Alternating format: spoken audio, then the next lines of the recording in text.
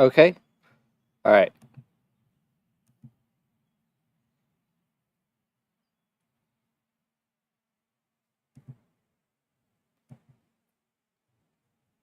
All right.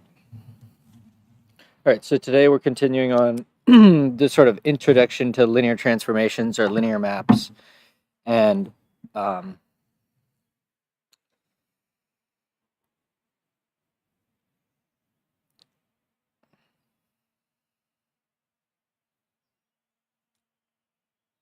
and a linear map really is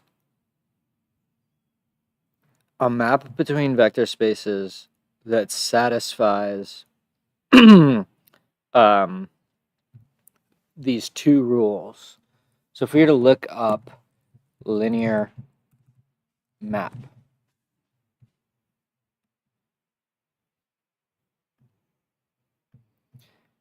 definition, we have two vector spaces over the same field, and a function f is said to be a linear map if we have, okay, additivity and homogeneity.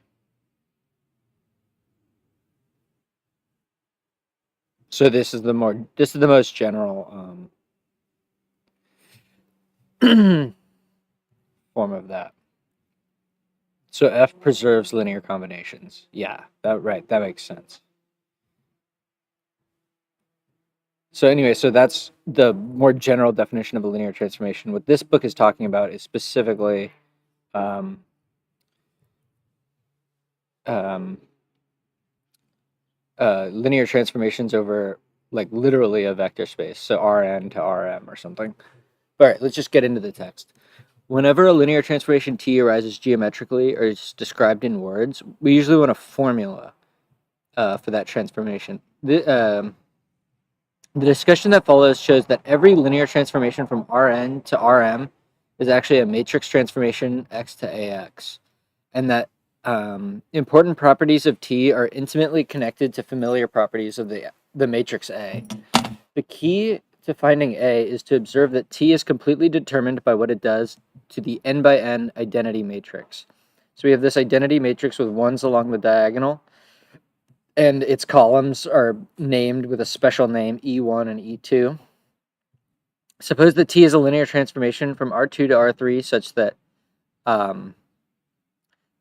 that 1, 0 is sent to this coordinate and 0, 1 is sent here. With no additional information, find a solution formula for the image of an arbitrary x in R2. Okay, well, we can think of basically, let's say, so we're gonna say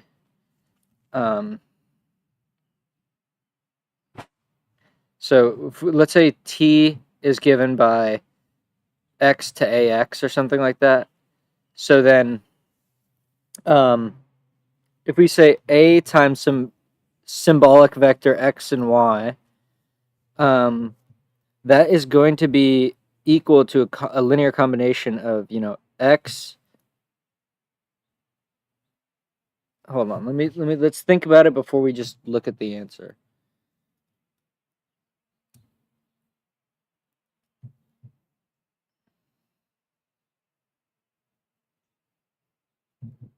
Right, yeah, so this is what you have to do. Okay, I did peek. But if we have some arbitrary vector xy, we can write that as x times e1 plus y times e2. So then if we apply t of xy, or the column xy, that's going to be equal to t of x e1 plus t of y e2. And there, by linearity, we know that that's going to be equal to x t e1 plus y t e2. So, and then they just derive the explicit formula for that. But that's how you get the matrix. The step from equation 1 to 2 explains why knowledge of TE1 and TE2 is sufficient to determine Tx for any x.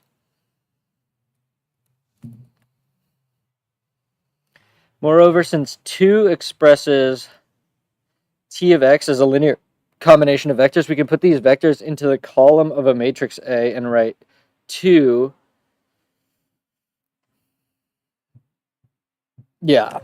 So then A is equal to TE1 TE2. All right, so here's the theorem. Let T be a linear transformation from Rn to Rn to Rm. Then there exists a unique matrix A such that T of x is equal to A of x for all x in Rn. It's a pretty powerful theorem, actually.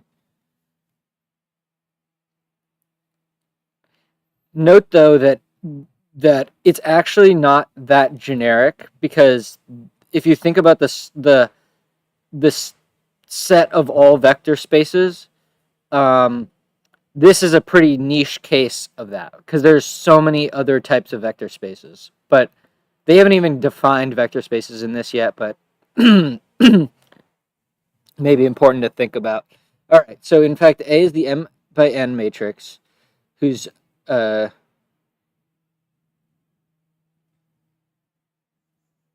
jth column is the vector T of EJ, where EJ is the, okay, great. So here's the proof. We have the identity matrix times X. It's just a linear combination, so it's just going to be, yeah. So it's note that this can span whatever dimension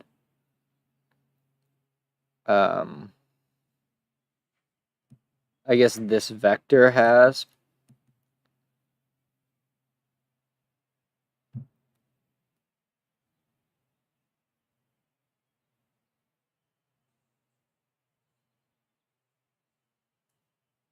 Okay, great. So yes, this is again just more of the columns. The matrix A in 3 is called the standard matrix for the linear transformation. I'm gonna write that down. All right, so this is called the standard matrix for T. We now know that every linear transformation can be viewed as a matrix transformation and vice versa. The term linear transformation focuses on a property of a mapping, while matrix transformation describes how such a mapping is implemented. Okay.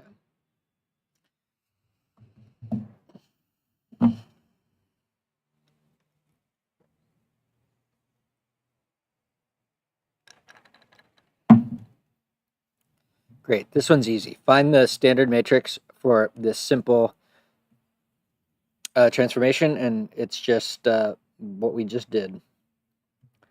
Let T from R2 to R2 be the transformation that rotates each point in R about the origin through an angle phi with a counterclockwise rotation for a positive angle. We could show geometrically that such a transformation is linear. Find the standard matrix A.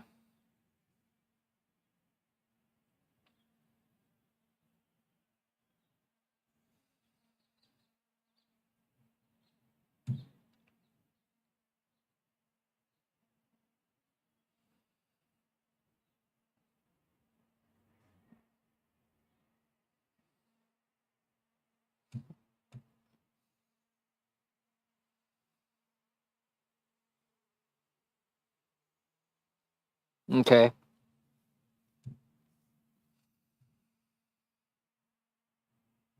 This is a good example, though, because it shows that we can actually have matrices that are like parametric.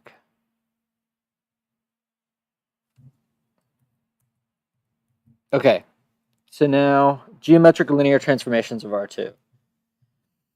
I gotta bathe in the sun. It's so nice. Ugh. Okay, examples 2 and 3 illustrate linear transformations that are just described geometrically. Tables 1 through 4 illustrate other common geometric linear transformations of the plane. Because the transformations are linear, they are determined completely by what they do to the columns of I2. This is just the two-dimensional identity.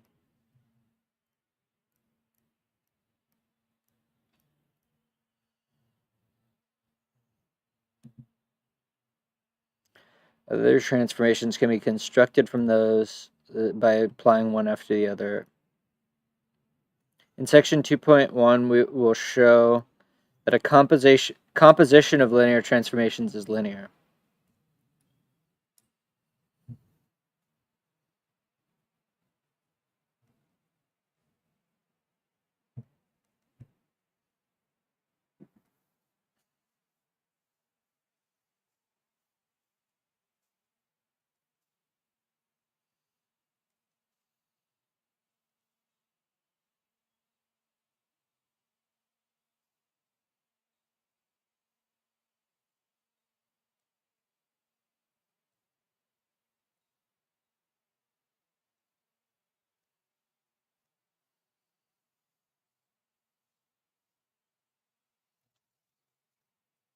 All right. Existence and uniqueness questions. The concept of a linear transformation provides a new way to understand the existence and uniqueness questions asked earlier.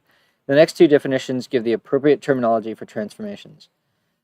Mapping is said to be onto Rm if each B in Rm is the image of at least one X in Rn.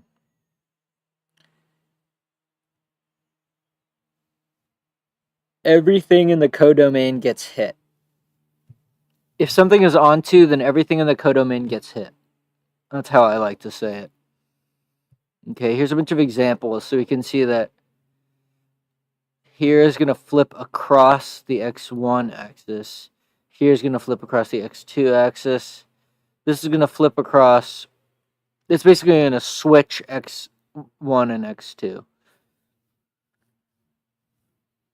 Okay, this is switches across x2 equals minus x1.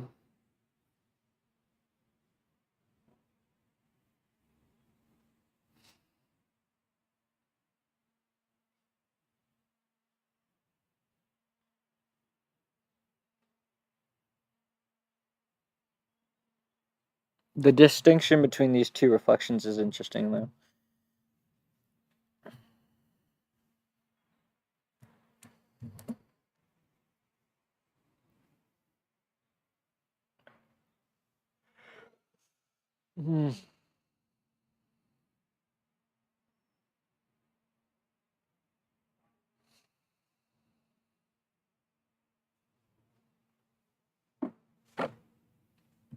Okay, shears.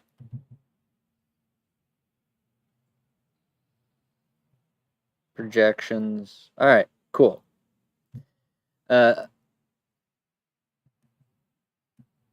Another mapping is said to be 1-to-1 if each B in Rm is the image of at most one X.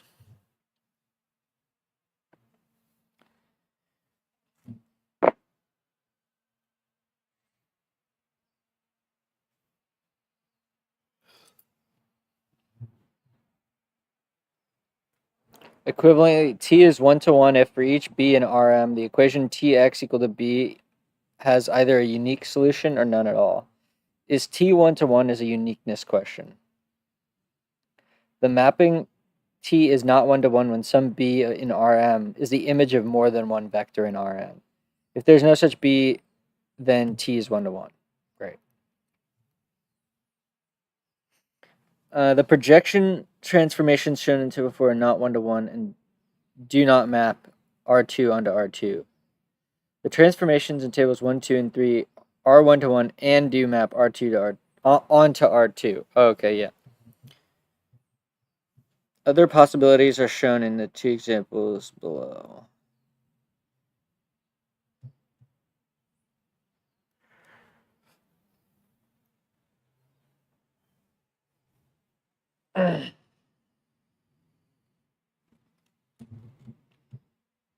Okay, so we have a linear transformation whose standard matrix is the following. Does T map R4 onto R3? Since there is a pivot in every row, Oh, wait. No, yeah. Since there's a pivot in every row, it has full row rank, and therefore it does span the codomain fully. Since A happens to be an echelon form, we can see at once that A has a pivot in each row. By Theorem 4 in section 1.4, for each B in R3, the equation AX equals B is consistent. In other words, the linear transformation maps R4 onto R3. However, since the equation AX equals B has a free variable, because there are 4 variables and only 3 basic variables, each B is the image of more than one X, and it is not one-to-one.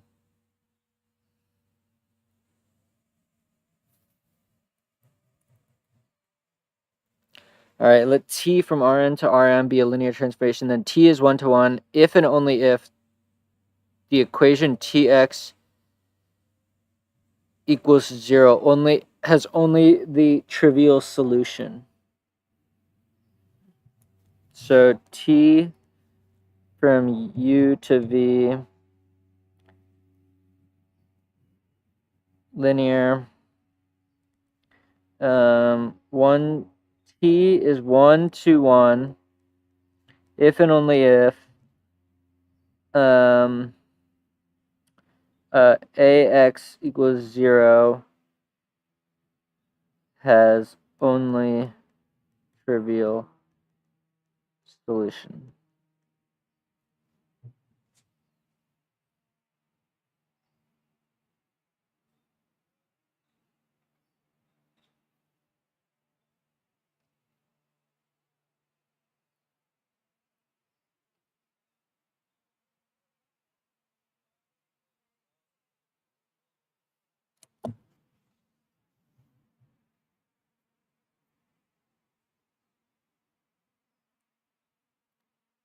It's a proof of theorem that says statement P is true if and only if statement Q is true.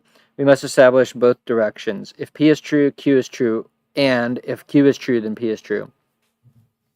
You can also show the contrapositive. Okay, since T is linear, T of 0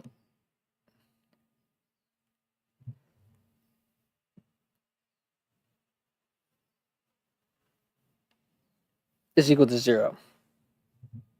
If T is 1-to-1, then the equation T of X equal to X has at most one solution, and hence only the trivial solution.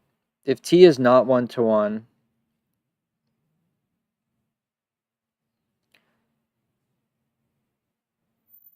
so this is just by the definition of linear transformation. It follows immediately from the definition, I guess.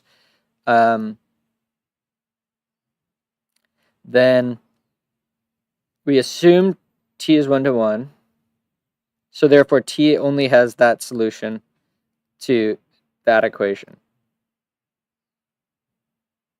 So that's one direction.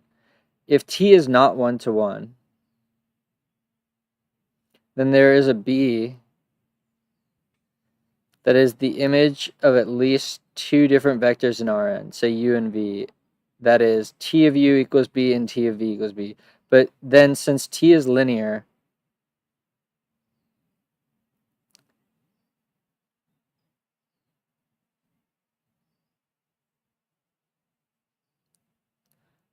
okay, so then they apply linearity on the difference of the 2.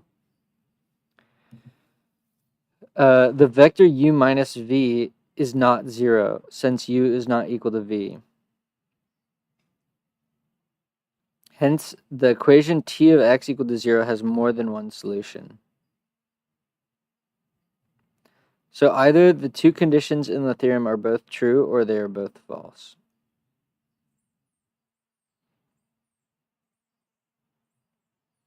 Okay.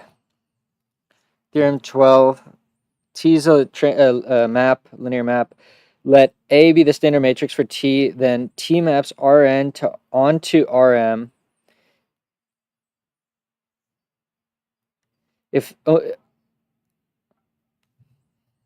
Okay, so theorem 12. So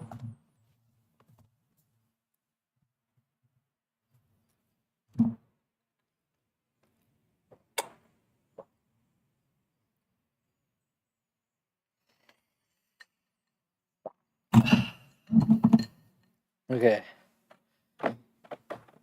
So T is a linear map. A. Okay, A is the matrix. T maps onto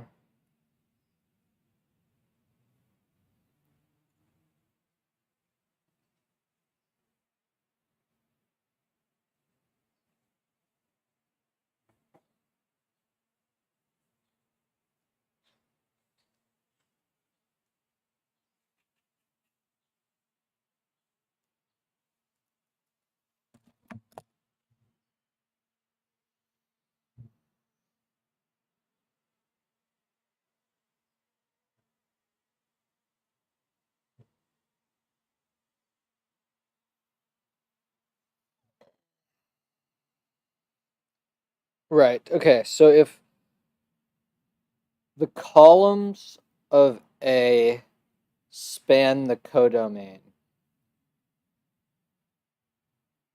if the columns of A span the codomain, then it's definitely going to be onto, because the definition of onto is that everything has an input that hits it. So for B, let's see, how's my volume when I talk this far away? Actually, seems pretty good. Okay, so the second one is T is 1-to-1 if and only if the columns of A are linearly independent.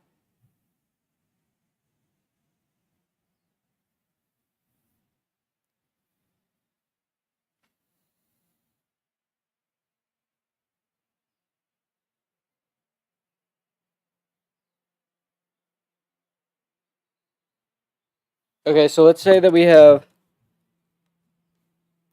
a 2x2 matrix. The first column is 1, 0, and the second column is 2, 0. So clearly it's they're dependent. They're linearly dependent. Then what we were trying to say is that x times 1, 0 plus y times 2, 0.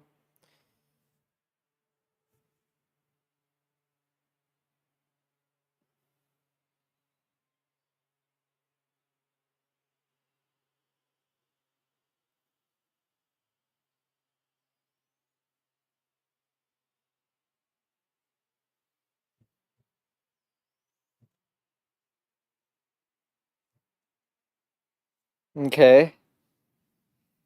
And 1-to-1 means 1-to-1 means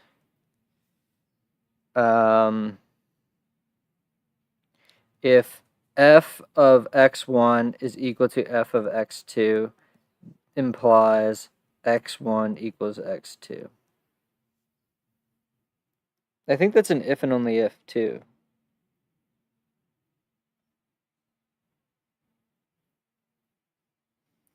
So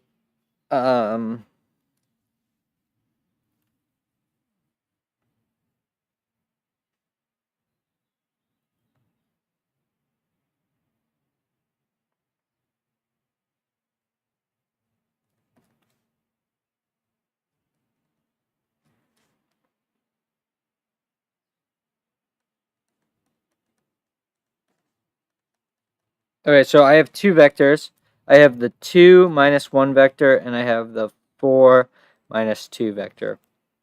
And if we send that into t, so t of this is equal to t of this, but u not equal to v, therefore t not 1-to-1.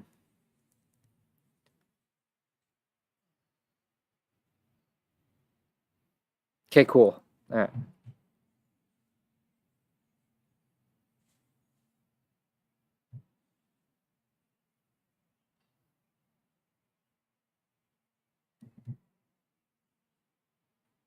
Okay, here's the proof. All right. So the columns of A span Rm if and only if for each B in Rm. The equation Ax equal to B is consistent. In other words, if and only if for every B, the equation Tx equals B has at least one solution. This is true if and only if T maps Rn onto Rm.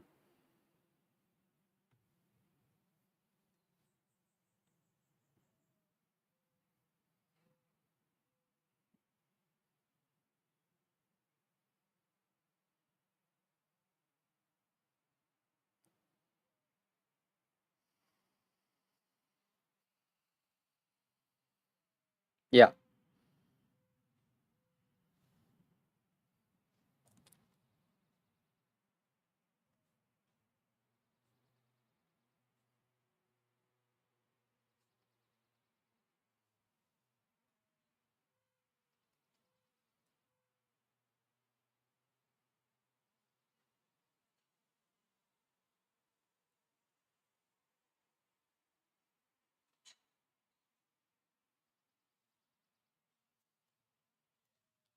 The statement is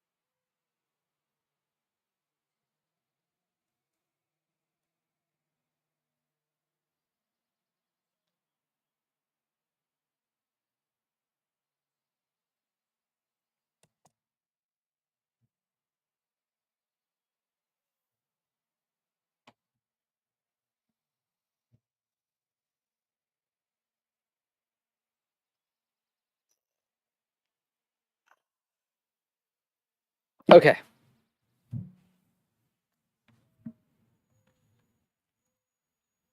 All right, so what's after the proof?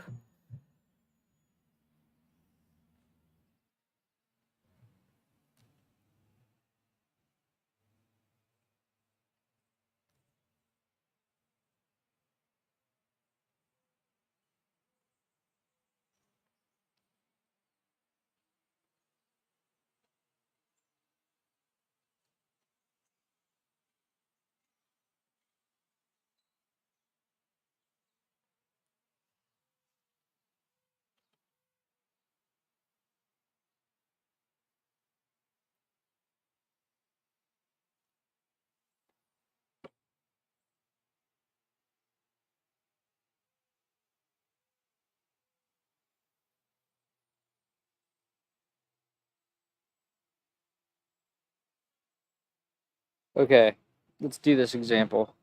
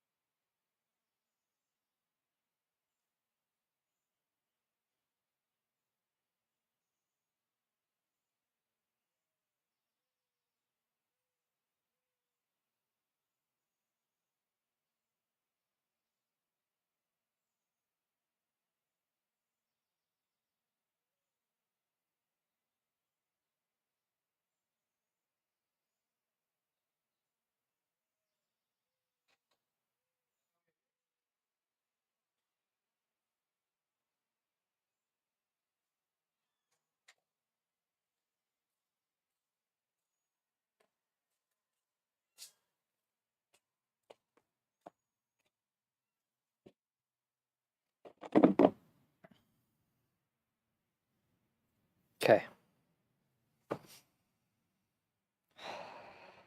So T is equal to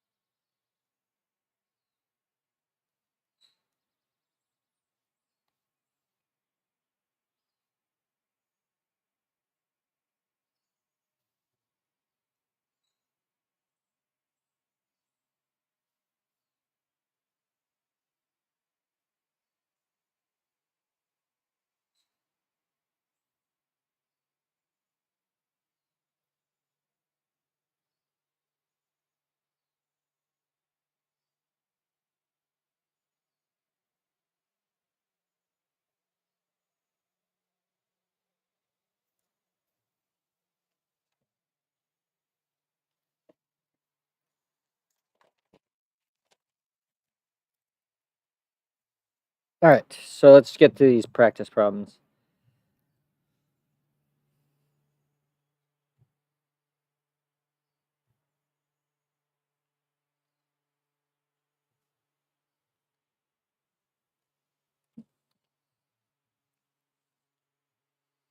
Okay. Let T from R2 to R2 be the transformation that first performs a horizontal shear. That maps 0, 1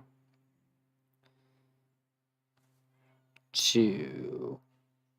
So okay, wait. So let's just do this. So it leaves E1 unchanged. So then we know T of E1 is equal to E1. We know T of E2 is equal to E2 minus 1/2 E1. So that's going to be 1, 0, and this is going to be minus 0.5, 1. So our matrix is 1 minus 1/2, 0, 1. This is the matrix for A.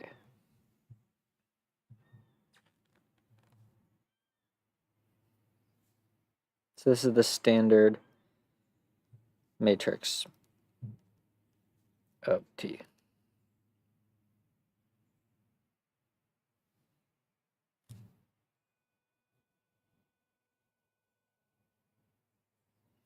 So 2. Suppose A is 7 by 5 and has 5 pivs.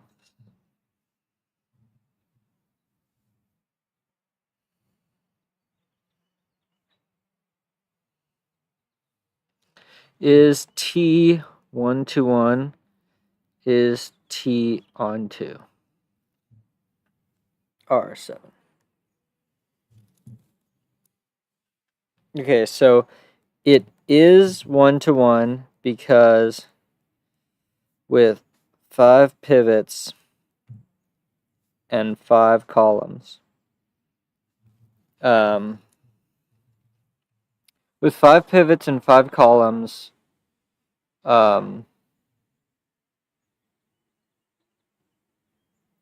the columns are linearly independent.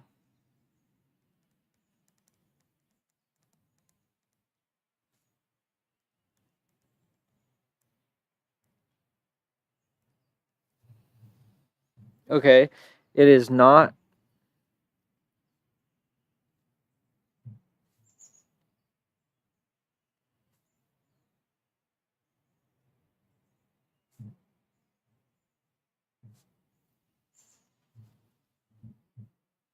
So how do they phrase it? They say, to determine if T is onto, examine the span of the columns. The columns span if and only if A has 3 pivot positions.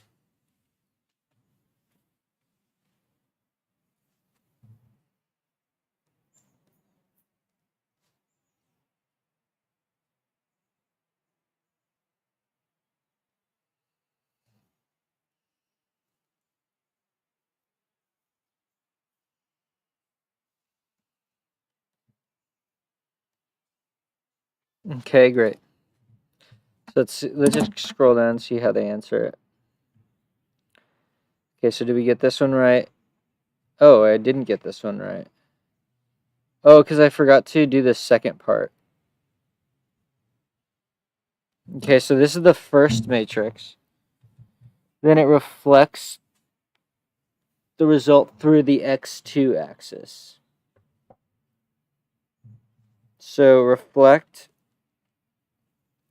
through x2 means E1 gets sent to minus E1 and E2 gets sent to E2.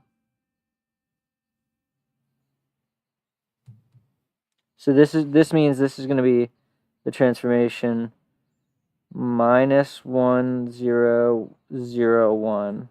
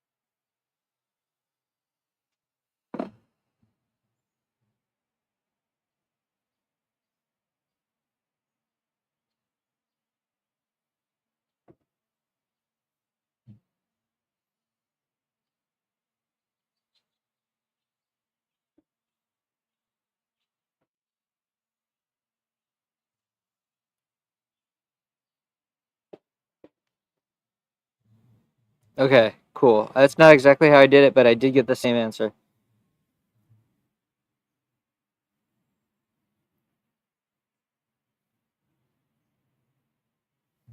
Ooh.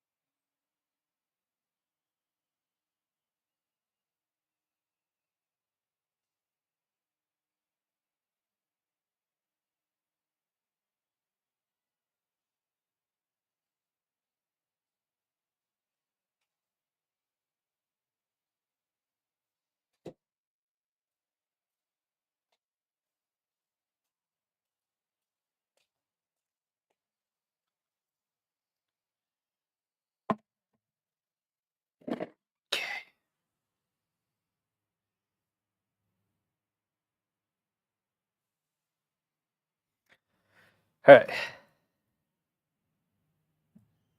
Yo, what's up, Bessie?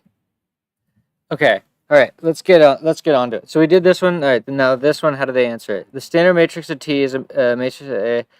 Since A is 5 columns and 5 pivots, there's a pivot in every column, so the columns are linearly independent. By theorem 12, T is 1 to 1. That's exactly how I answer it. Now, since A has 7 rows but 5 pivots, there's not a pivot in every row, and hence the columns of A do not span R7. So it's not onto. Great. All right, let's see. Let's look at some of the exercises, and then we can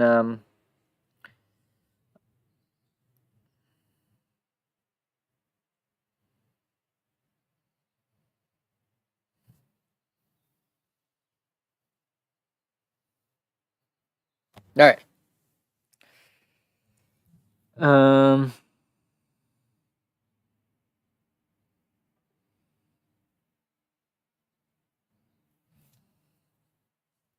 Find the standard matrix.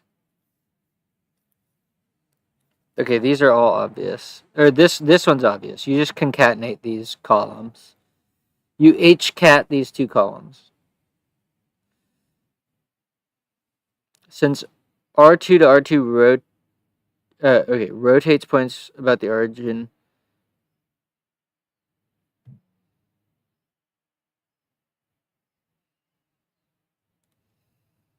Okay, so let's just do that. So for number, I didn't actually do these two.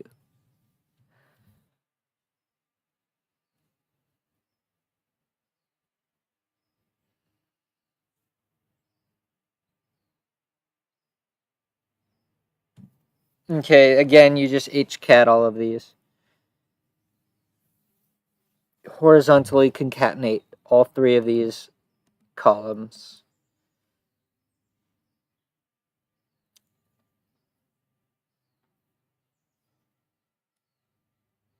Okay, this one.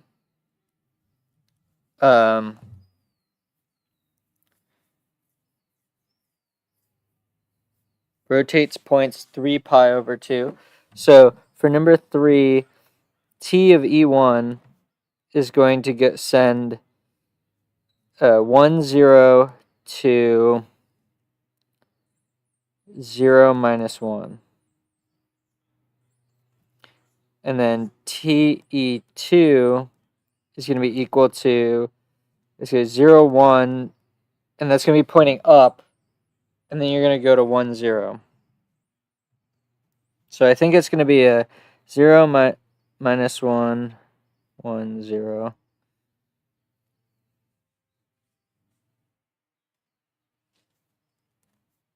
Okay, I want to check that one.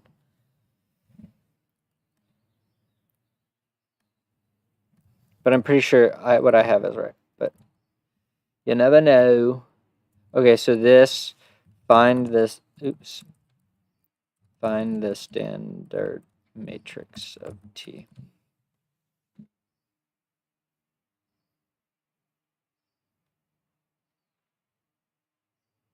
I wonder if it'll know what I mean. Oh, wow, it's crazy that it does know what I mean, actually. It's actually nuts that it does. Like, no human could really read this and be like, oh, this means 3 pi over 2. Okay, I got it right. I didn't do it this way, though. I just did it by thinking about it. But that's okay. It's the same thing. Dude, why does this never respect automatic? It just doesn't ever work. I don't get it. Okay, so this one.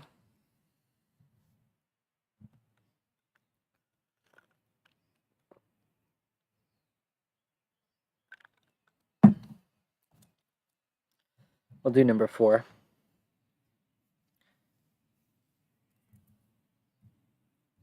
Okay, so number 4 says that 1, 0 is going to get sent to.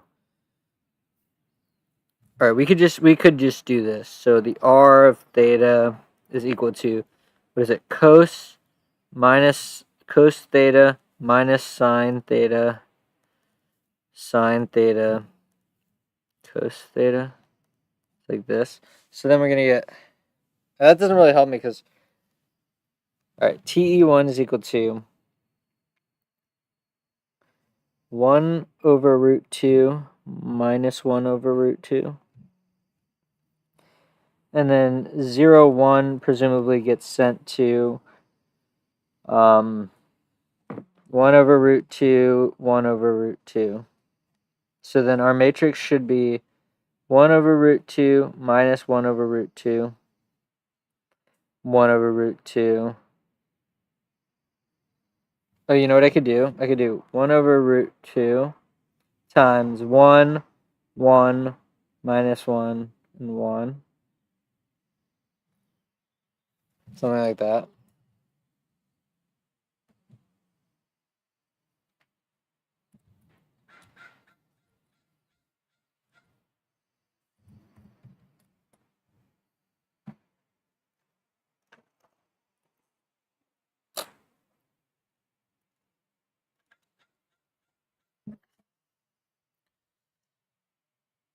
Yep, that's what I got. Okay. Number 5. We don't need to do as many of these as I use. All right, vertical shear transformation.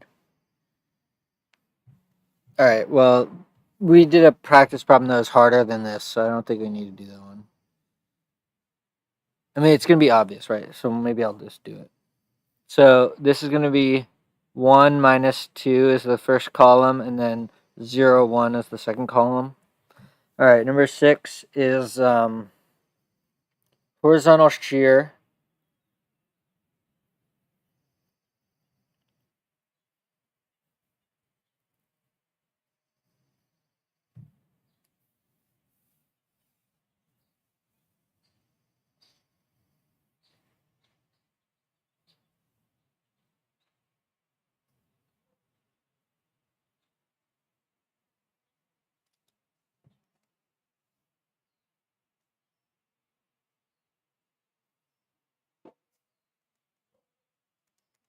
Okay, it's going to be 1, 0, or I'll read it. 1, 5, 0, 1. So that's like reading it row wise. Okay, number 7.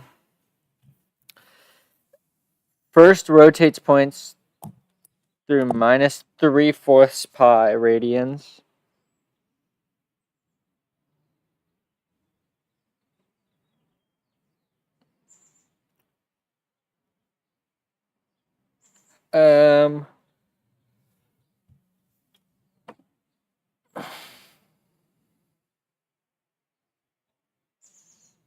Okay.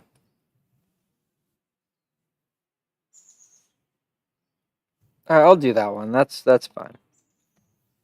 All right, let's read. Let's just read through them, and then I'll pick them. That's what I used to do, and I haven't been doing that.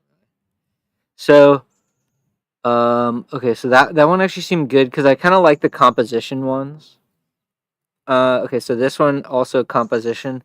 First reflects through the y-axis, and then reflects points through the line. I like that one.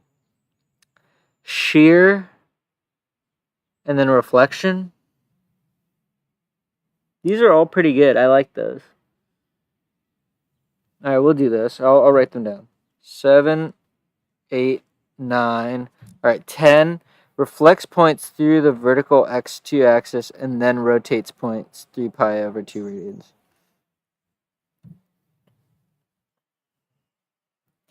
Linear transformation first reflects points through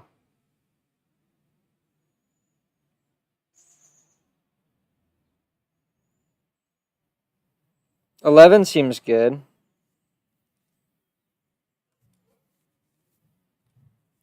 12 show that the transformation in exercise 8 is a rotation. Do 12.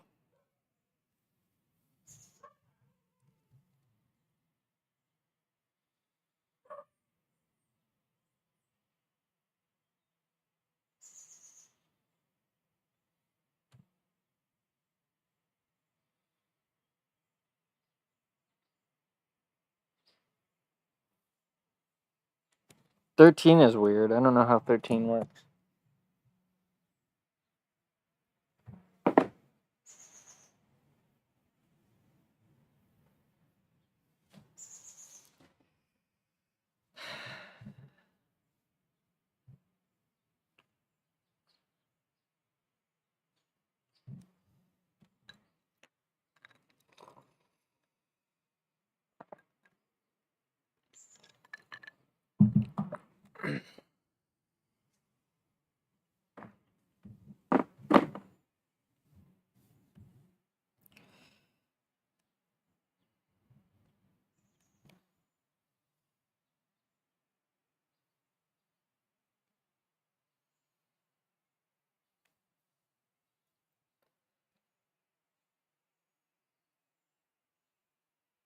Like 14.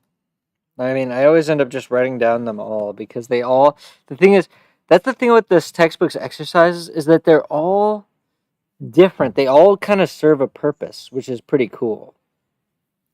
It's not like they're exact copies and you're just like hammering. It's like they're all subtly different and they help you really understand what linear transformations are all about. Okay, so this one, all right, we'll do one of 15. I'm not going to do 16 though. All right, show T is a linear transformation by finding a matrix that implements the mapping.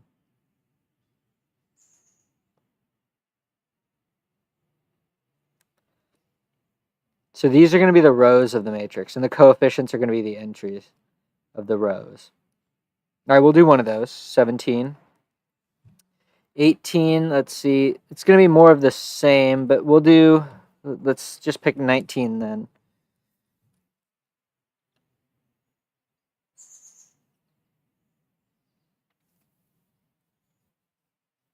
I'll do 20 because 20 seems cool because it's scalar valued.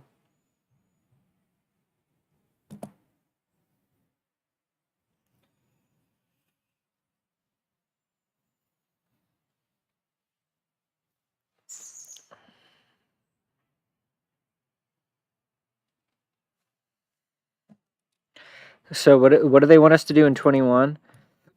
In 21, they want us to... So we make the standard matrix of this. So it's going to be 1, 1, 4, 5. And then we just apply that to 3, 8. All right, that one's easy. We'll do that one. That one will take 1 second. Let R2 to R3 be a linear transformation. So this is the same.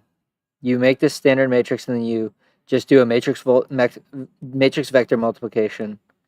Similarly, you wouldn't even really have to do that because you could just apply this. So this would be -1, -8. So this first thing would be -9. And you would just do that. And then you get the vector in R3. Oh, wait. This is actually different. No, this is different. Okay, I misunderstood this. It's not, that's wrong.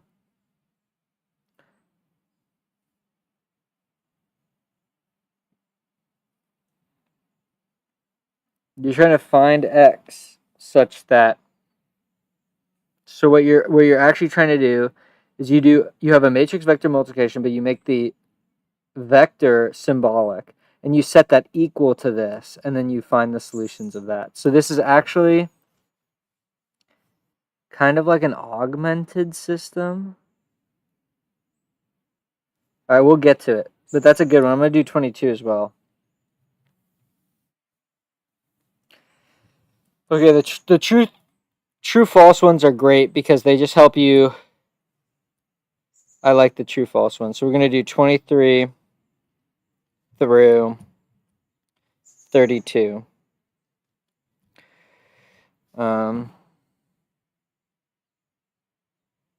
Okay, 33.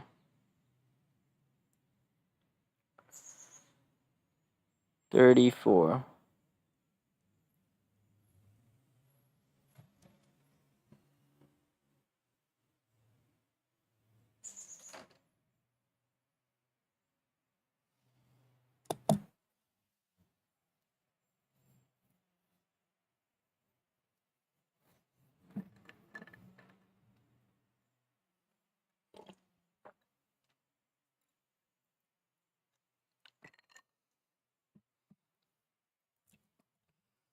All right. So, in exercises 37 and 38, describe the possible echelon forms of the standard matrix.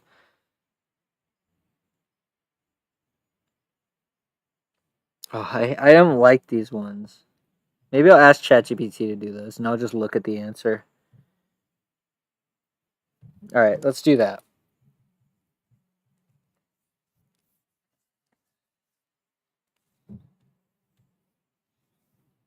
So if this is from R3 to R4, then it's a 4 by 3 matrix. And that means that if it's 1 to 1, there needs to be 3 pivots.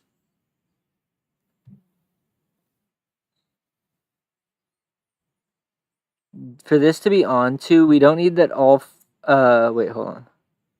We don't need that all of the columns are linearly independent, just that they span this. So that means that we need to have 3 pivots, I think.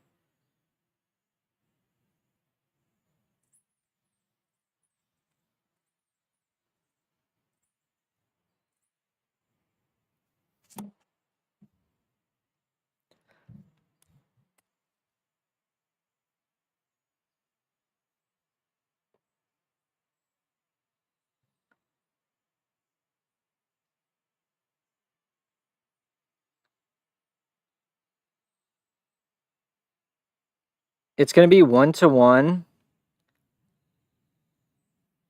if the columns of A are linearly independent. Therefore, it's going to have n pivot columns.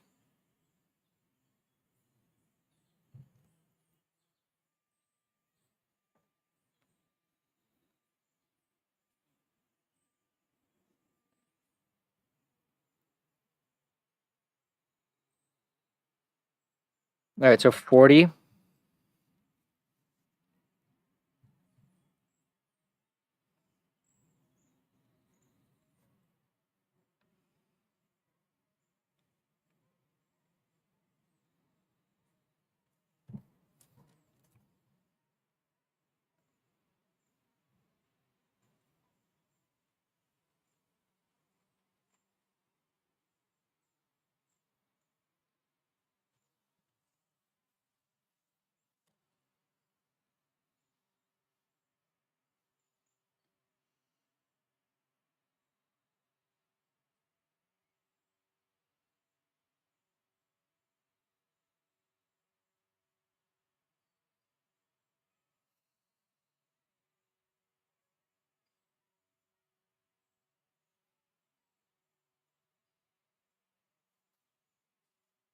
Okay, so that one's actually interesting. Verify the uniqueness of A in theorem 10. Let T be a linear map from Rn to Rm such that T of x is equal to B of x for some matrix n by n matrix B. Show that if A has the standard matrix for show that if A is the standard matrix for T, then A must be equal to B. That one seems hard. I'm gonna do that one.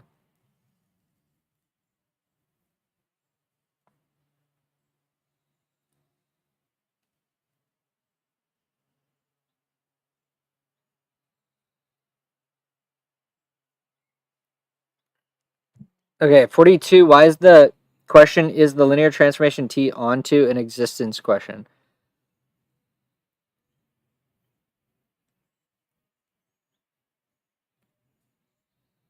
Because it asks if there's at least one solution for every element of the codomain.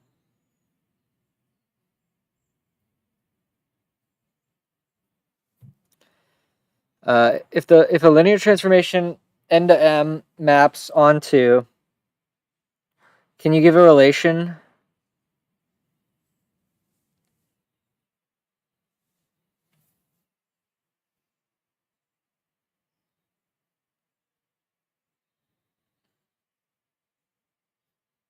$43. I'm guessing it's going to be an inequality.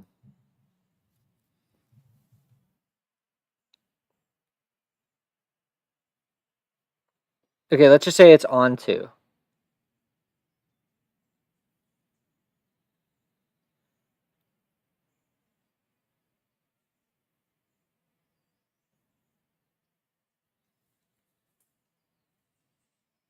Hmm.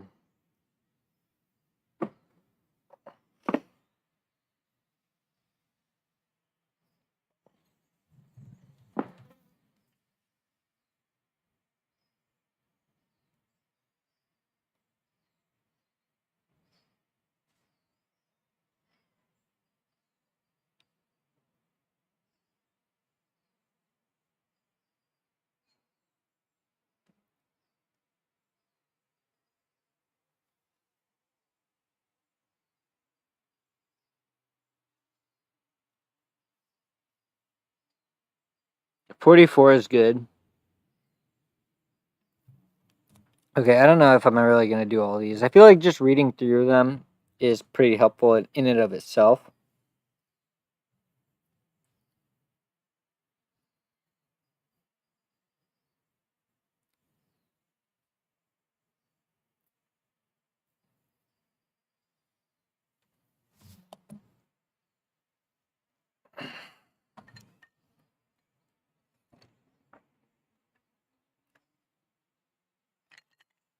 All right, so number 7. Oh, these ones are good because it's just like so rote. It's so like, okay. So it first rotates. So the first operation, it rotates to, so it's going to send 1, 0 to,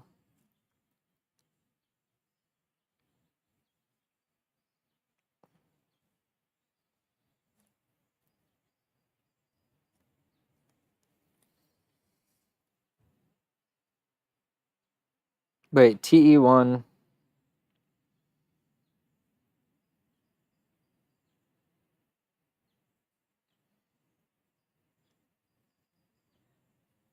Oh. And then it reflects about the x-axis. X1 axis. So then that means y gets inverted. So that means that it's going to be minus 1, 1 over root 2. Minus 1, 1. Okay, great. Okay, so now E2 is going to be this. So this is going to be sent to minus pi over 4. So this is going to be minus pi over 4. So this is going to be 1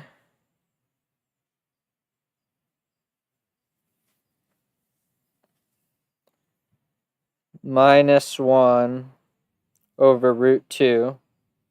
Then it's going to reflect. So it's going to be 1, 1 over root 2. So t is equal to 1 over root 2 times minus 1, 1 is the first column, and then the second column is going to be 1, 1.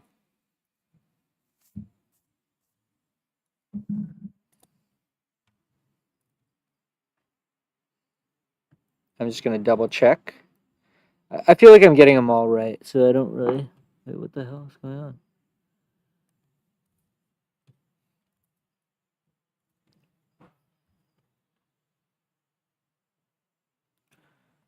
All right, number 8. Or we'll do number 8. It'll just take a second.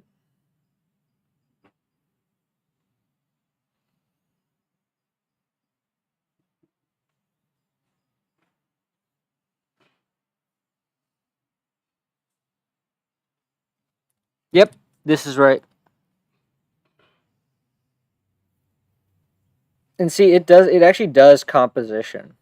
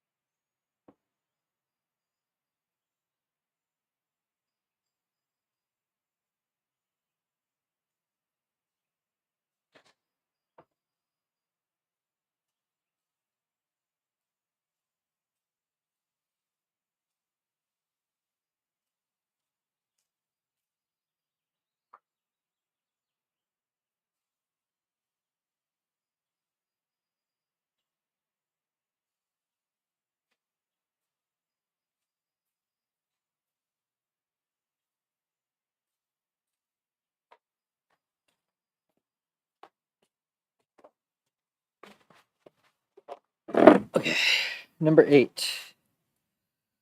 Let's see. Number 8. First reflex points through the so vertical x2 axis. So that means that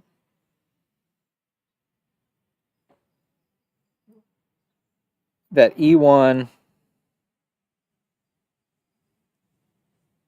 which is going to go -1. So this is going to become -1, 0.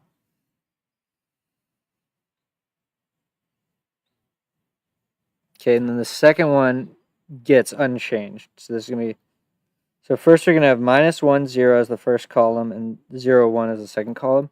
But then we need to take that and reflect it through x2 equals x1. So the way that happens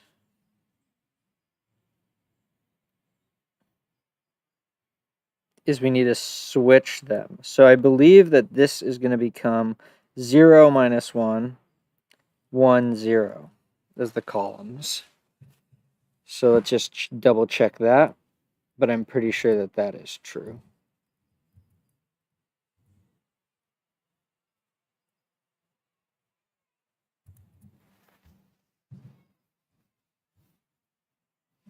Yep, nice.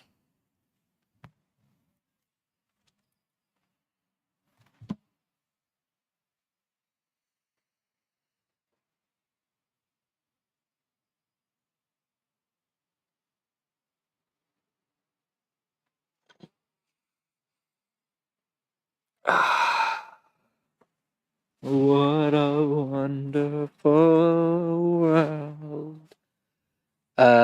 Horizontal shear.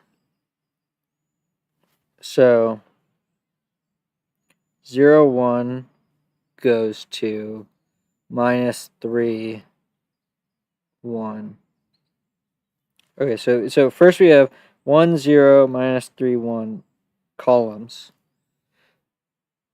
Then it reflects through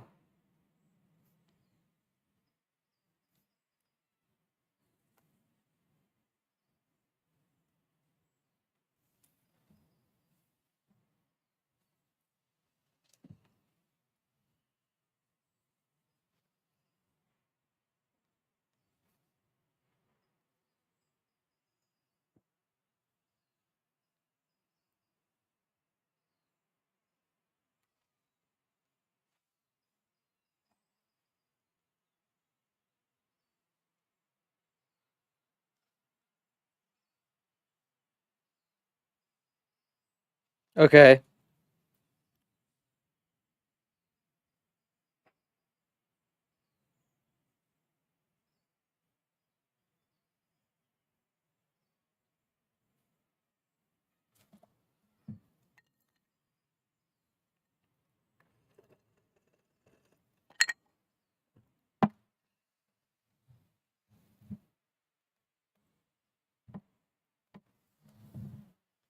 Okay, so that reflection, I don't know what I'm doing, is going to send the first thing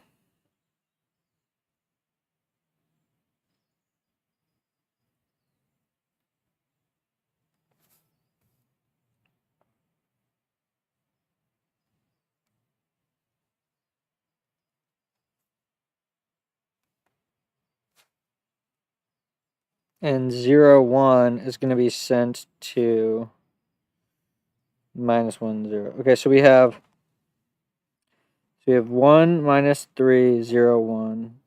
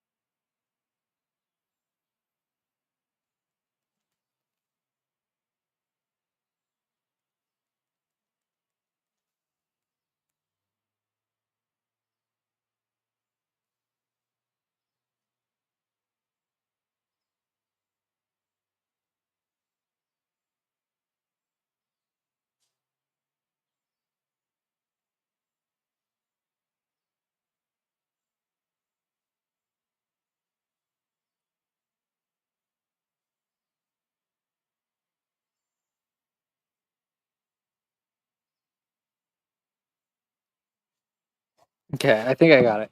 So this one, is this 8? This is 9. I think it's for read by columns 0, -1, -1, 3.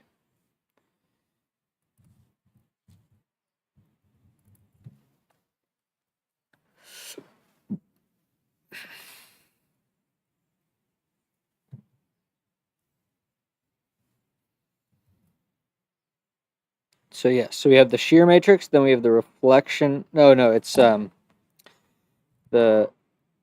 problem x2 equals minus x1. Look at that.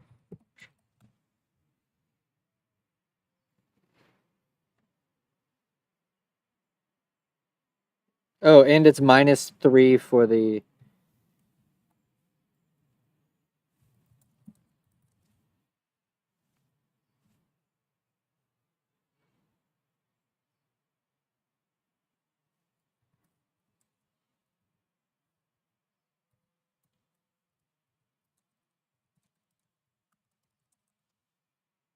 Yeah, so it just transcribed it wrong.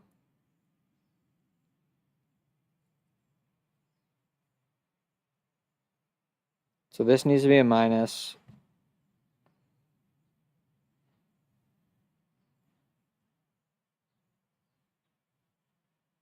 Okay, great. So that is what I got.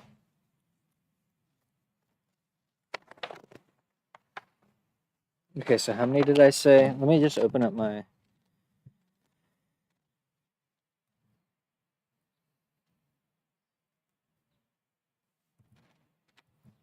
So 1.9. Wait, is this one? This is 1.9.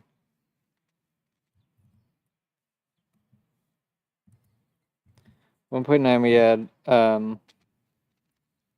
3, 4, 7, 8, 9,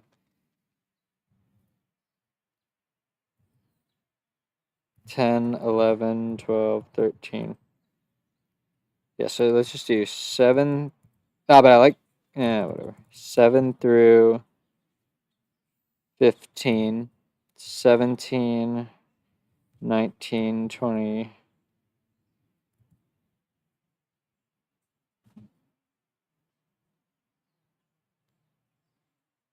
20 through 44. I don't think we're going to do all of these. I think it was more just like I wanted to read them to see what types of problems they had in the book.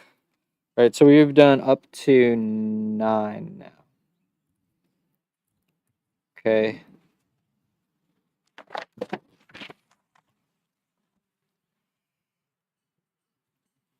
So right now we're doing 10 through 15, 17, 19.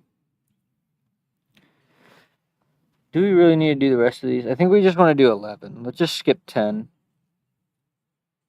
It's more of the same. 11.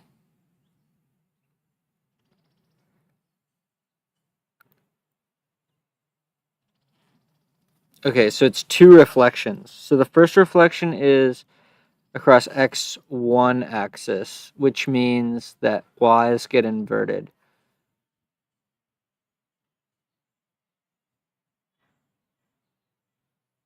So it's going to send 1, 0 to 1, 0, and 0, 1 to 0, -1. So it's going to be 1, 0, 0, -1. So that's the first part of it. Then it reflects through the x2 axis. This is part A, T1. T2 is 1, 0 goes to -1, 0, and 0, 1 goes to 0, 1. So we have 2 matrices. We have -1, 0, 0, 1 times 1, 0, 0, 1.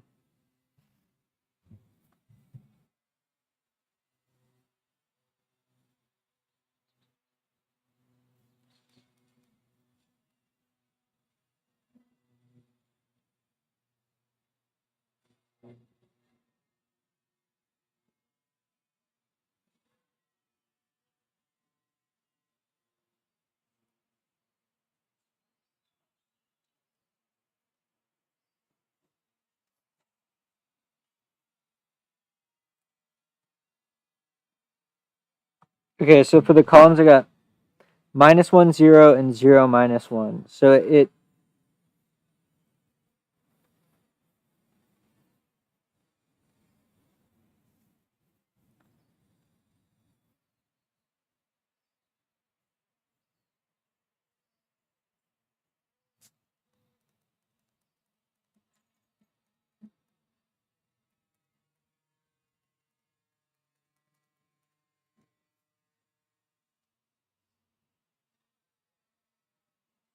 all right. So what I think for 11 is that it's a rotation of pi radians.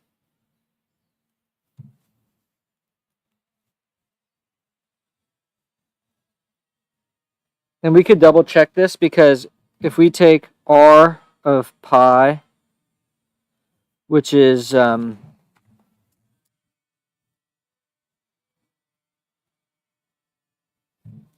it's cos pi minus sine pi,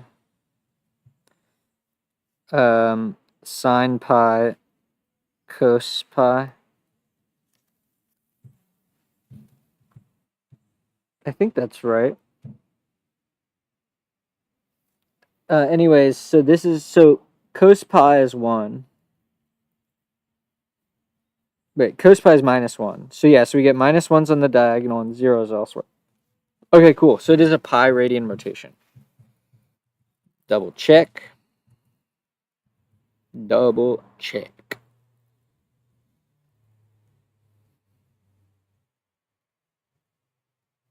Yep.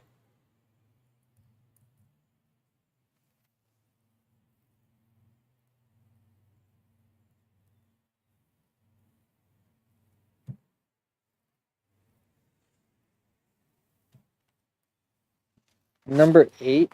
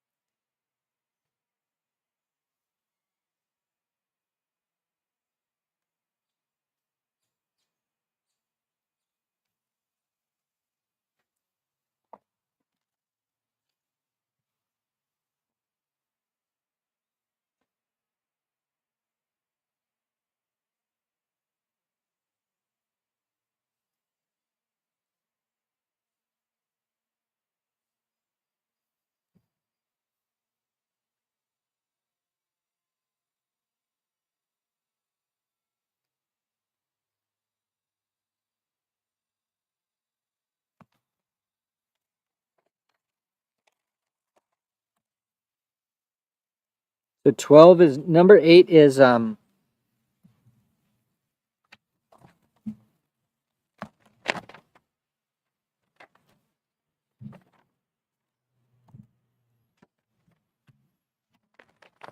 -1, 1 0.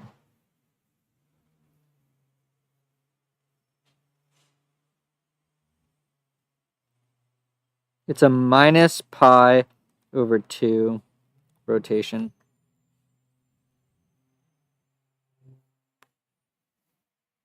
Yep, it's a minus pi over 2 rotation.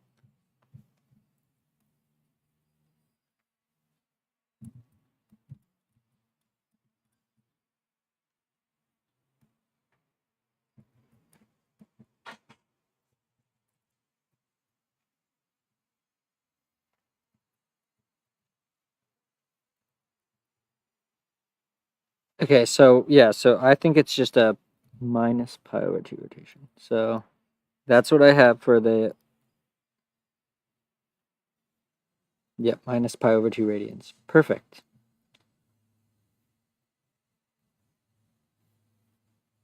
Okay, this one seemed weird to me.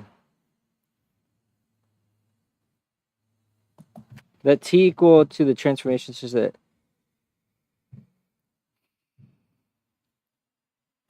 so E1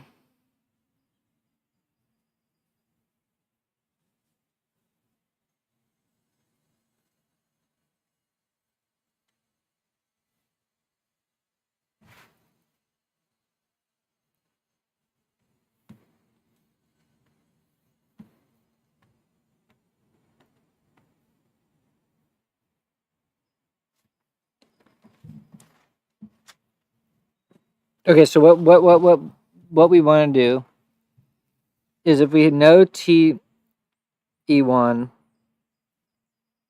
and T E2, then X, Y,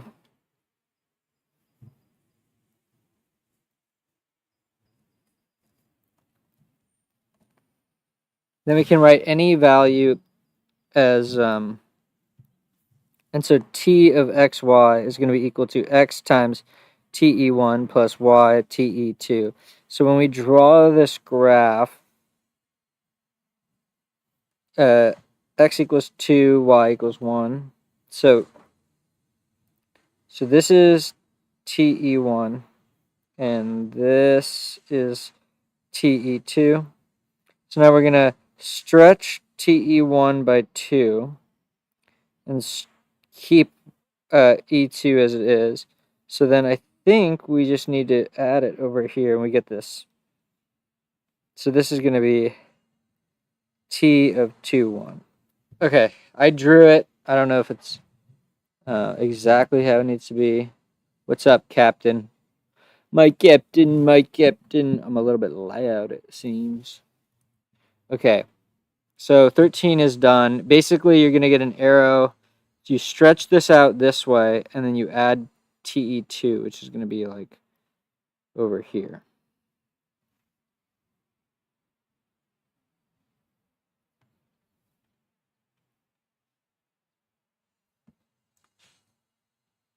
Man, linear algebra is pretty sweet, actually.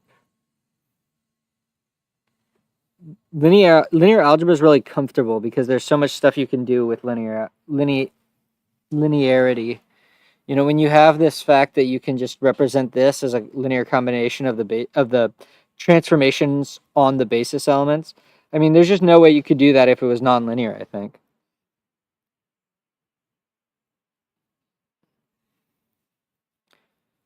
Like if you had the transformation x squared y minus y squared x,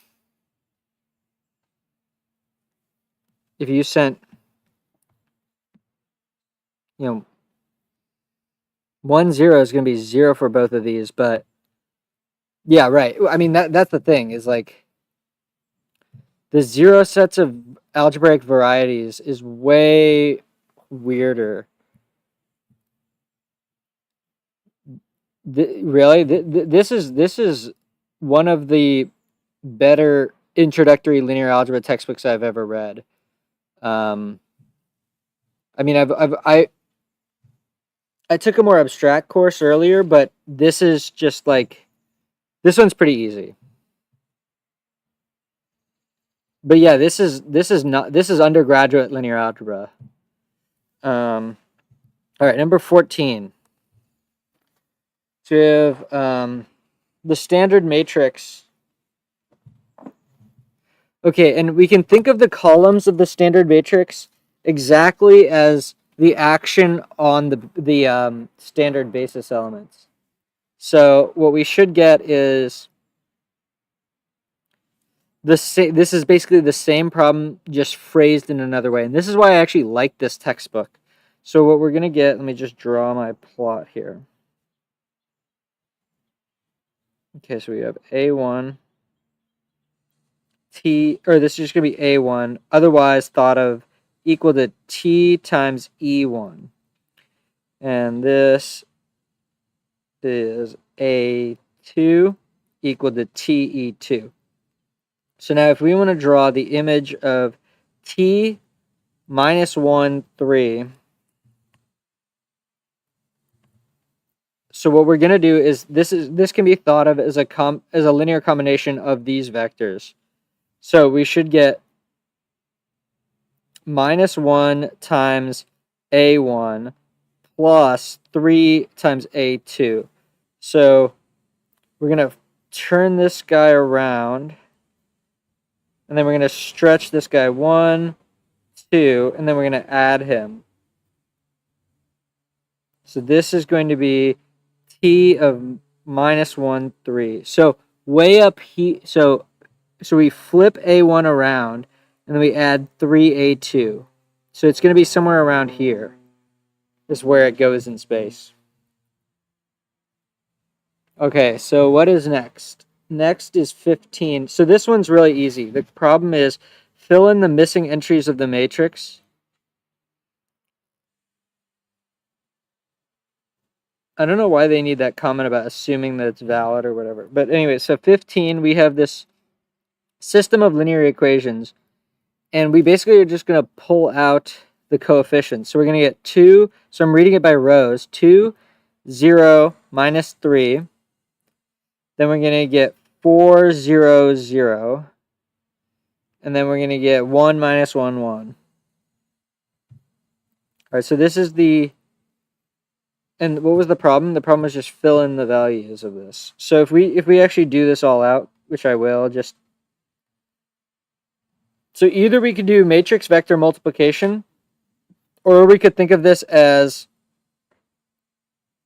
Actually, I like both the linear combination method and the matrix vector multiplication way of thinking about it.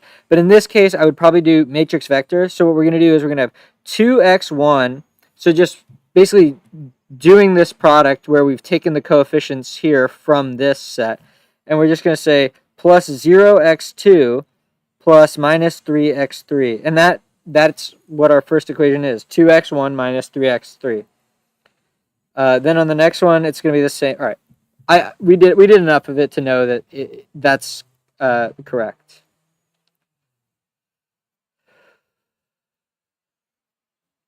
All right, let's do 17.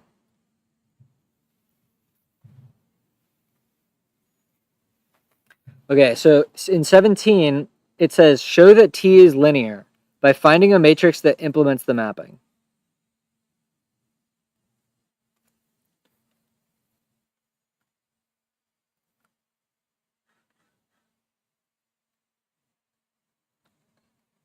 So basically what I think this is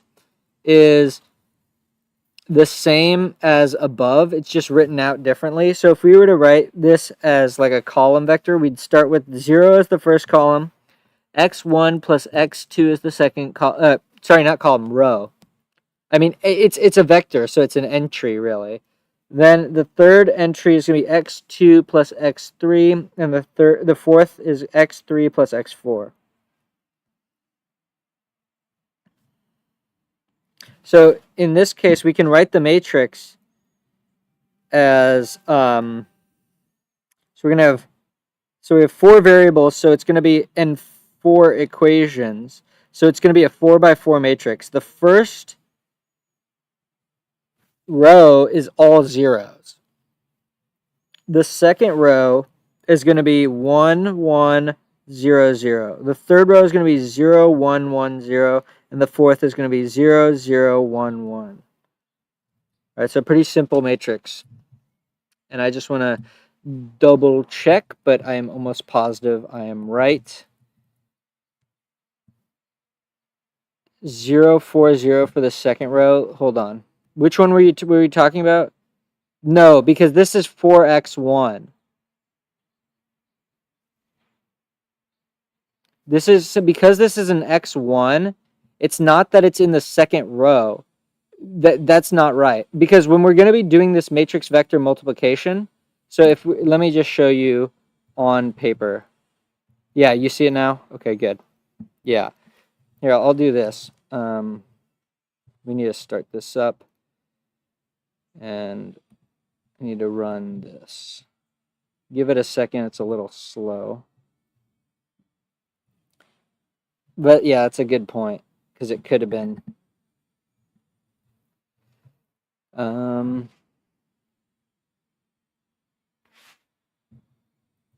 Okay. I'll read the next one while that's starting up. So let's see, what did 17 give us? Okay, so this is right. The map is clearly linear. It's in sums to sums and scalars to scalars. That's a kind of weird thing for it to say, but its standard matrix is determined by how it acts on the standard basis. So if we give it a 1, So it's going to be 0, 1, 0, 0. Okay, cool. I didn't actually do all of this because... Oh, I guess I kind of did. But yes, this is exactly what I got. Okay, so let's do this. Let's do this. And then which one we were doing? We were doing, so we're going to have an A that's defined like this. It's 2, 0, 3, 4, 0, 0, 1, minus 1, 1. And then we're going to have our vec is equal to x1, x2, x3. And I think we need to do at variables x1, x2, x3. So okay. So we have so now if we do A times vec, we're going to get a system of equations. And you can see here that we get the 4x1 that we had over here. So 2x1 plus 3x3. Oh, wait, we did a minus. Did I forget something? Oh, yeah, I forgot. This is a minus 3. Okay, 2x1 minus 3x3, 4x1, x1 minus x2 plus x3. So this matrix correctly reproduces the system of equations that we had on the right-hand side there. All right, moving on. Let's see, which one are we doing? We could do this one, 19. This is more of the same. Honestly, I don't really think we need to do this one, but let's just do it. So it's going to be 1 minus 5, 4. And so this is the matrix, right? So that's the first row, 1 minus 5, 4. And then the second one is going to be 0, 1, minus 6. And then they're saying show it's a linear transformation. I mean, if it's a matrix, then it's linear. It doesn't really say much else, but you do know that if you can write it as a matrix, then it's linear. Okay, which one is next? So we did, I think now the next exercises are, wait, where did I write them? Okay, here we go. So we're doing 20 through 44. We're probably not going to do all of them, but we're going to try to do some of them at least. I'm going to skip 20. We just did 19, and it's basically the same. 21. Let T R2 to R2 be a linear transformation such that... Oh, yeah, I wanted to do this one because it's a little bit of a trick question in that we have the matrix of this, the standard matrix of this linear transformation is going to be the following, read by rows. We're going to have 1, 1, 4, 5. So clearly the columns are linearly independent in... I'll highlight the problem. Okay, but what we're trying to find now is some vector x such that the transformation on x is equal to 3, 8. So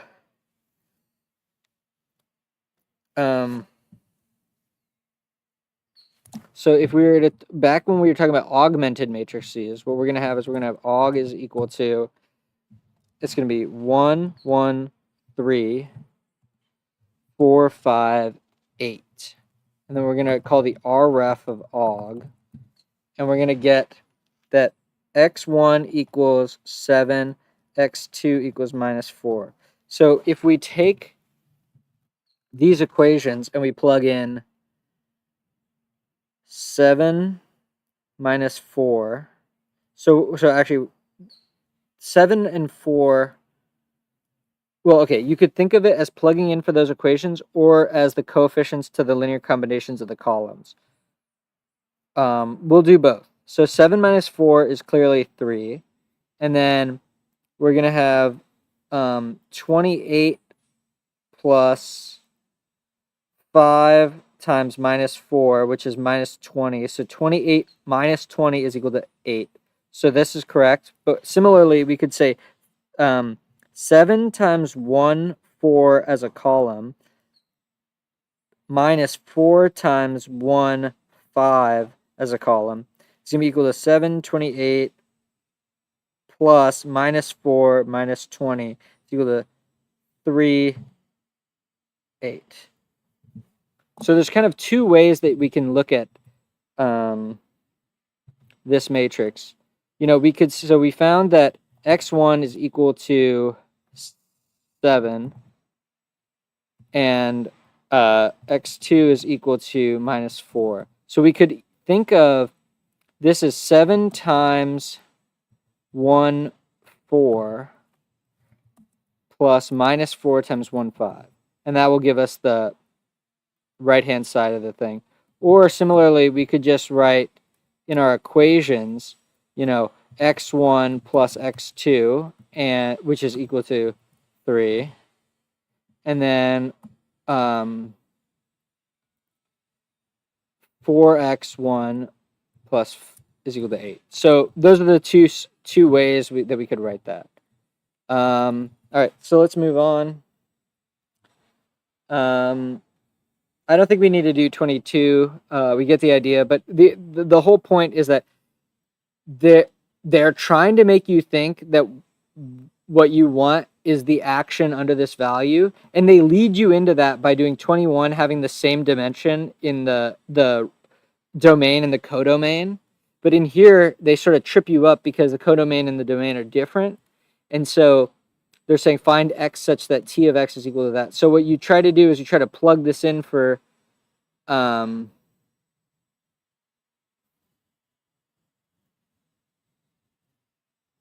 values of x1, x2, and x3, and then you realize that there is no x3. And so then you realize that you actually have to solve for the values. Anyways, just one of those ones where they're trying to get you to think about it in a different way, I think.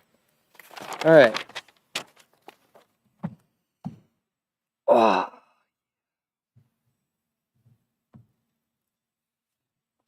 Okay. So what's next? True, false. I really like the true, false in this. They're cool. So in here, so we're saying mark each statement as true or false. A linear transformation from Rn to Rm is completely determined by its effect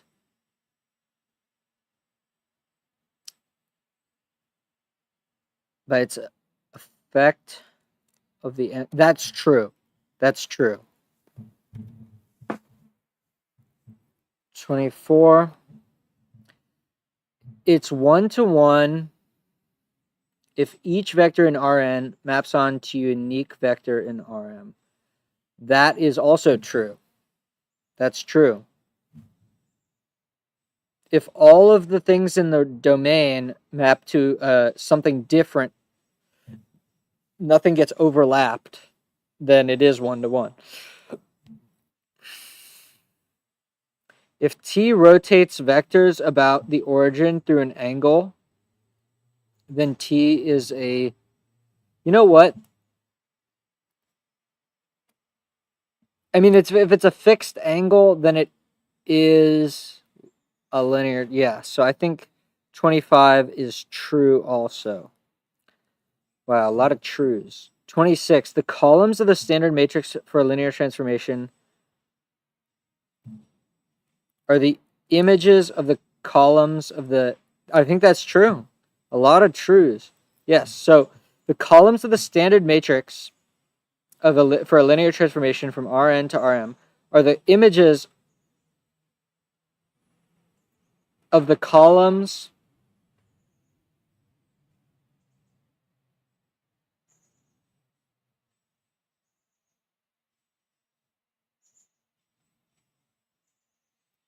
of the n by n identity matrix. Yes, I think that's right. When two linear transformations are performed one after the other, that's false. That's false.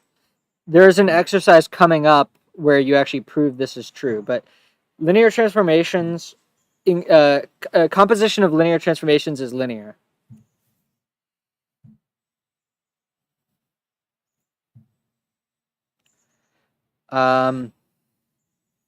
Not every linear transformation from Rn to Rm is a matrix transformation. That's false. You can always write it as a matrix. Okay, 29. And mapping is onto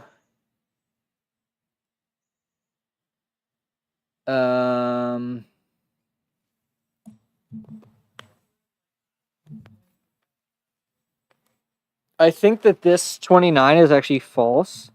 What they should have said is that if every vector in Rm has an x in Rn that maps to it. But this statement doesn't actually imply that everything in Rm is getting hit. I'll be right back. I'm going to use the restroom.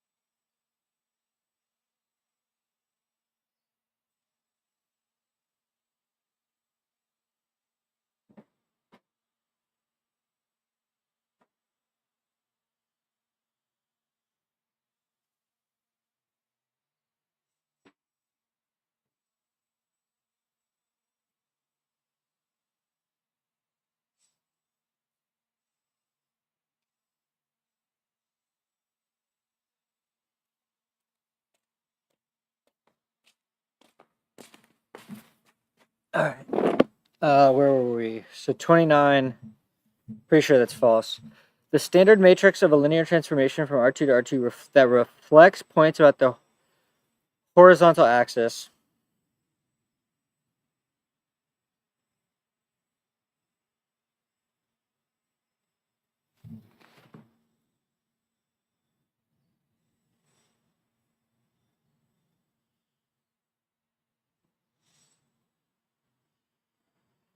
I actually think that 30 is true. I think 30 is true.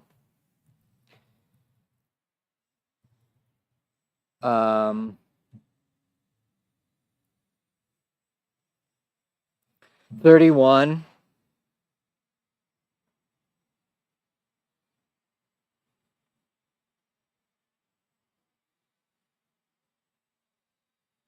I think 31 is false. It can be 1-to-1, but it couldn't be onto.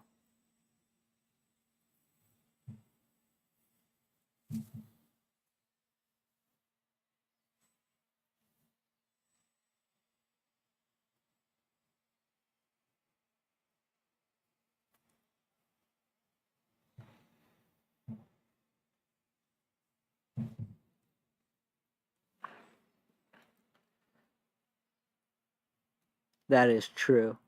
All right. So I'm going to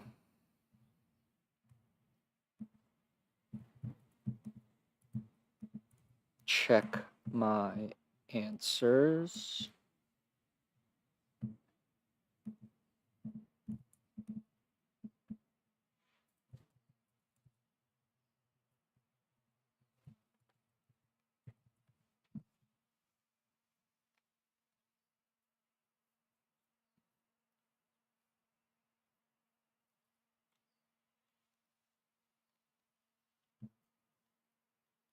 All right, so 23 is true.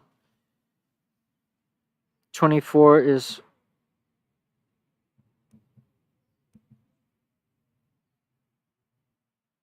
hold on, wait.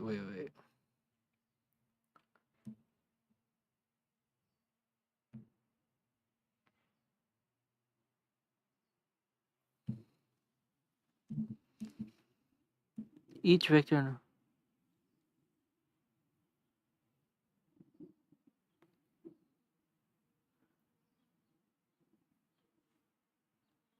Oh.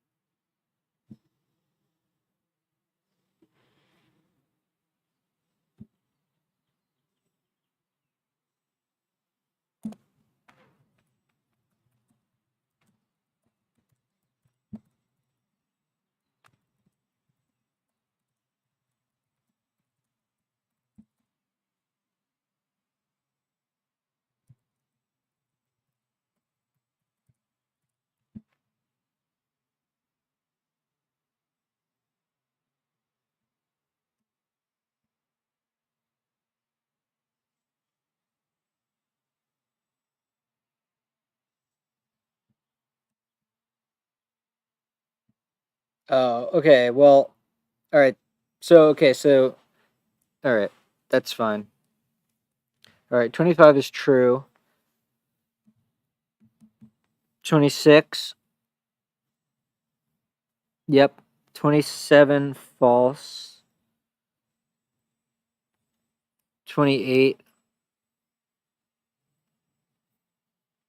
false. 29 false. 30 true. 31 false. 32 true. All right, great. So I got all of them except 24 right. And 24 is just kind of a confusing one in general. All right, so what's left?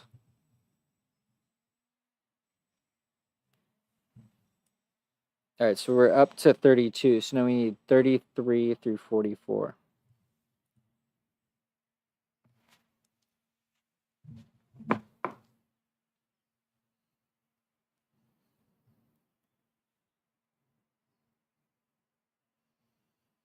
Okay, so number 33, A is going to be equal to the matrix from 17. And 17 was 0, 0, 0, 0, 1, 1, 0, 0, 0, 1, 1, 0, 0, 0, 1, 1. Okay, so there are 3 pivots, 4 calls. So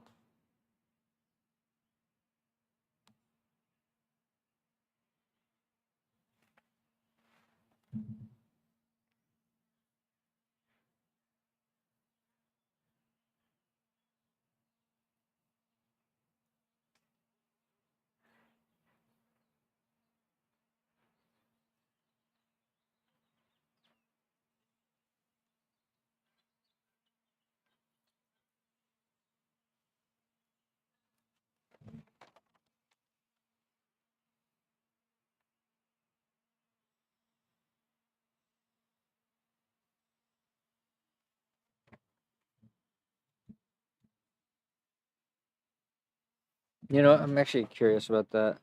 I want to check that one out. So the matrix from 17 is 0, 0, 0, 0, 1, 1, 0, 0, 0, 1, 1, 0.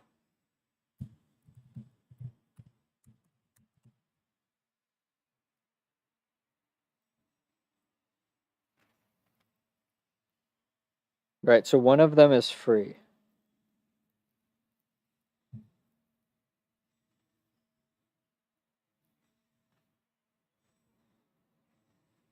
So since one of them is free, x4 could be free.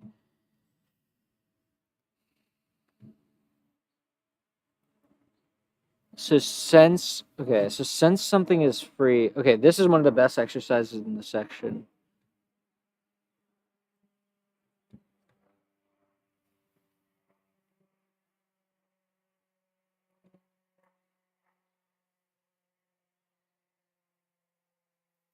So what I want to know is what does having a free variable mean about column independence?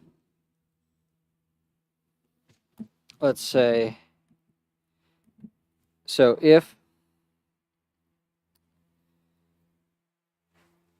a matrix has a free variable, a row of zeros, what does that mean about the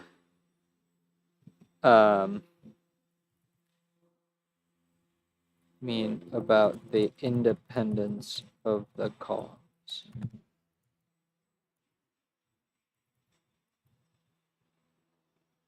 Whenever you have a zero row or any free variable in the reduced form, it means you have fewer pivots than columns. That's true.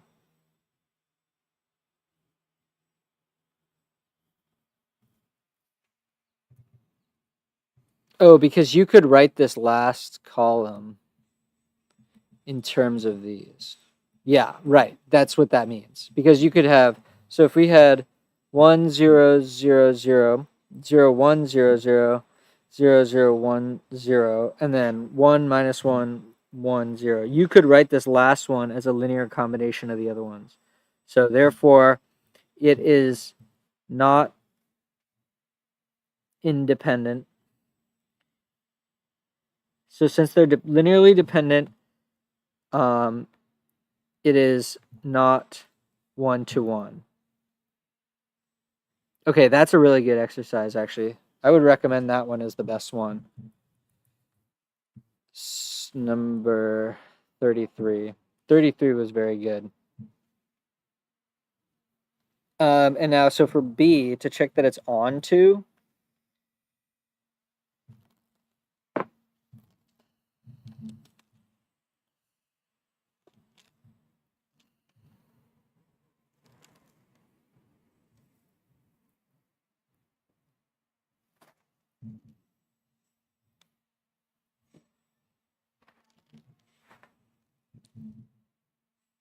okay, so let's go back to Theorem 12 and just start to think about it. So Theorem 12 says that T onto R4, if and only if the columns of A span R4.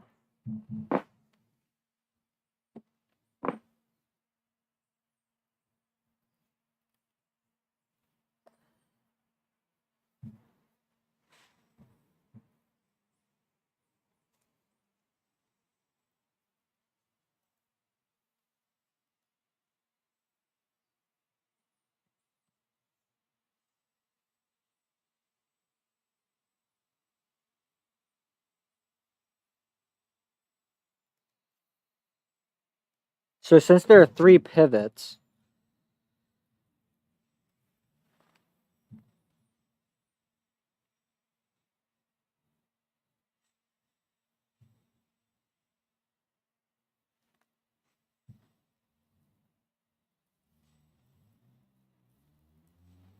yeah, so since there are 3 pivots, there's no way that we are going to have a full, it's not onto R4.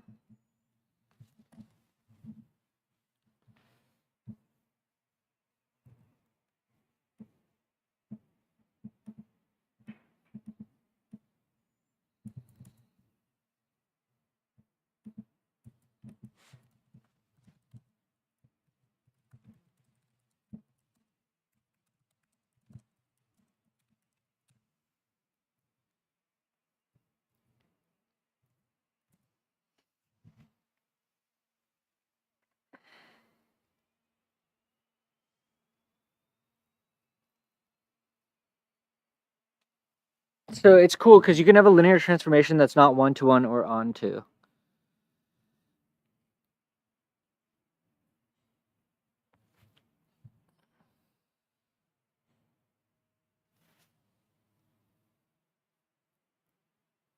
The kernel is the null space, right?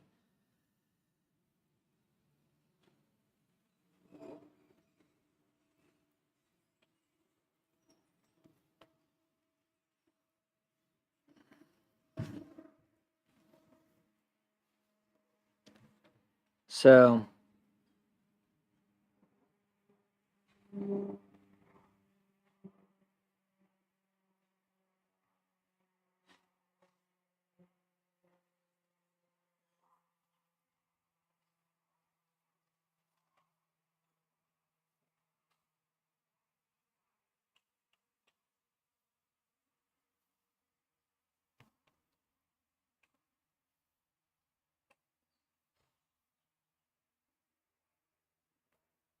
okay, cool.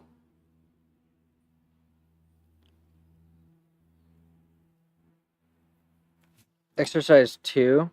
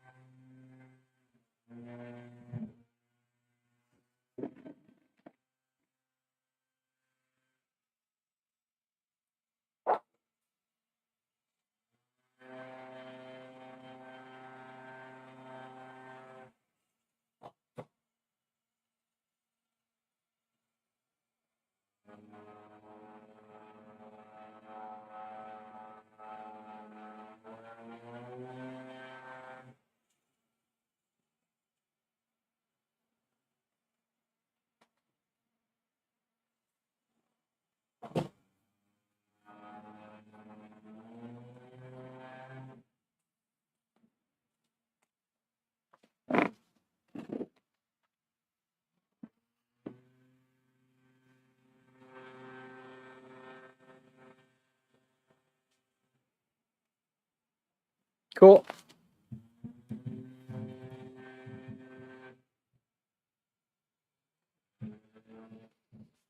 Um,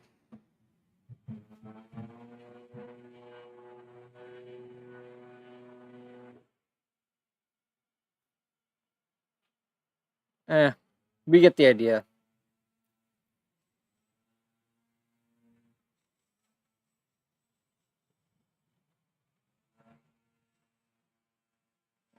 Okay, what did I say about those?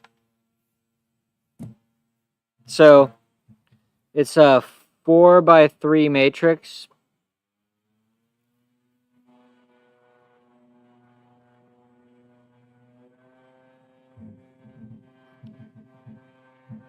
So what I'm saying is that it's any echelon matrix with 3 pivots.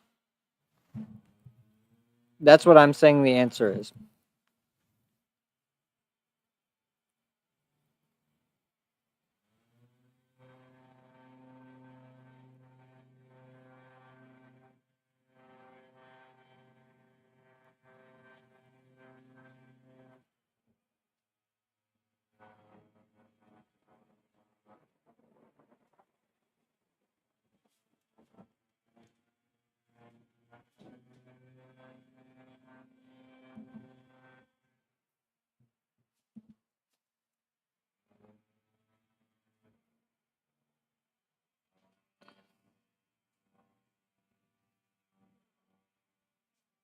I think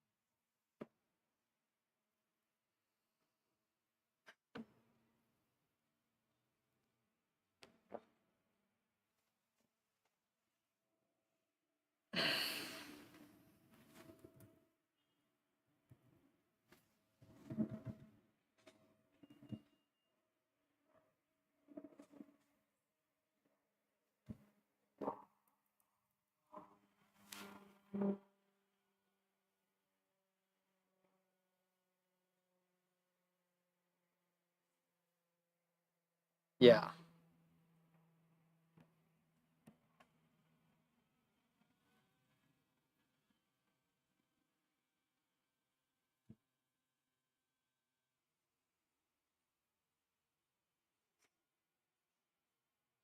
Okay, I think we're good for this section. So I'm gonna go log into my thing and do the actual online homework for this section, and then I'm gonna hop back on. We're gonna do 1.10, and that's gonna be fun because that's all applied stuff. So it's just gonna be like application problems, which is always kind of fun. And then I'll do the homework for that, and then go from there.